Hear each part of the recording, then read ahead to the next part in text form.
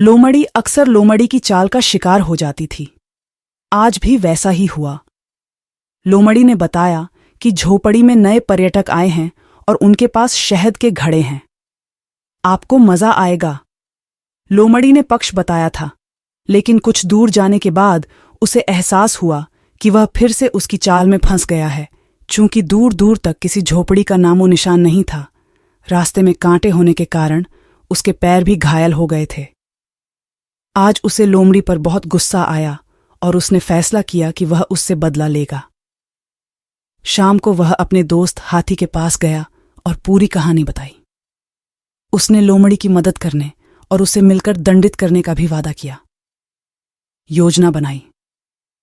राजा शेर के आदेशानुसार जंगल में प्रतिदिन किसी न किसी जानवर की ड्यूटी लगानी पड़ती थी। वह अपने नियत दिन पर पहरा देता था और शांति व्यवस्था बनाए रखता था। वह दिन आ गया जिस दिन बी लोमड़ी की ड्यूटी थी। योजना के अनुसार भालू उसके पास गया और बोला, लोमड़ी, मंत्री आलू ने तुम्हें जल्दी बुलाया है, तुम हमारे साथ चलो। हाथी ने भी वही शब्द दोहराए और कहा कि बादशाह सलामत भी ऐसे ही हैं। आज मेरा कर्तव्य यह है कि मैं अपना स्थान कैसे छोड़ सकता हूं। भालू ने कहा कि आपकी इच्छा आपको बताना हमारा कर्तव्य है। अब आप जान गए हैं और राजा को शांति मिले। इतना कहकर वो दोनों चलने लगे। उसने भी कुछ सोचा और उनके साथ चल दी। कुछ दूरी पर राजा का राजघर था। वे तीनों आगे पीछे जा रहे थे। तभी भालू ने अपने बच्चे की आवाज सुनी और उसने कहा कि अभी आ जाओ और चला गया। हाथी ने भी प्यास लगने का नाटक किया और दूसरी ओर मुड़ गया। शेर की दहाड़ सुनकर लोमड़ी भाग रही थी। उसने सोचा तो आवाज उधर से आ रही थी जिधर उसकी ड्यूटी थी। उसे एहसास हुआ कि वह मूर्ख बन गया है।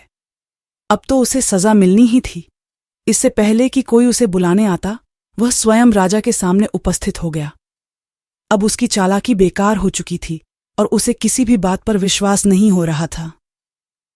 शेर राजा ने उसे उसकी लापरवाही के लिए कड़ी फटकार लगाई, डांटा और दंड देने का सुझाव दिया कि अब उसे पूरी तरह से कर्तव्य करना होगा। महीना यह सुनकर लोमड़ी के होश उड़ गए। राजा के जाने के बाद भालू और हाथी पेड़ के पीछे से निकले और एक सुर में बोलने लगे,